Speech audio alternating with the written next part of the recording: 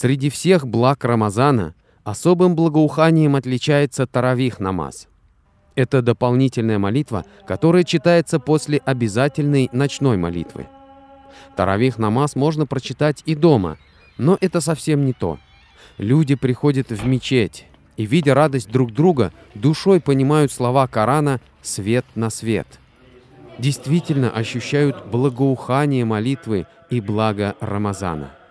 Юсуф Хазрат, имам хатыб Нижнекамской центральной соборной мечети, представил Али Хазрата Яушева, который будет проводить таравих намазы.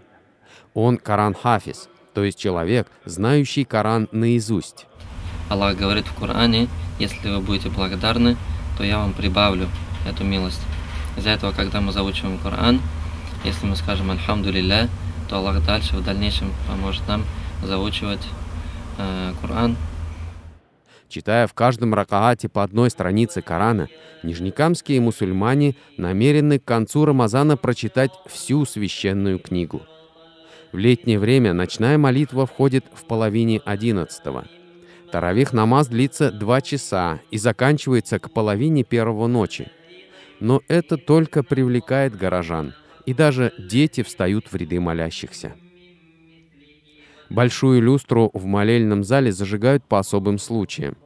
С вечера 31 августа люстра Нижнекамской мечети будет светить каждый вечер в течение месяца, потому что каждый из этих вечеров — это особый случай. Каждый день и каждая ночь Рамазана — особая милость Всевышнего Создателя.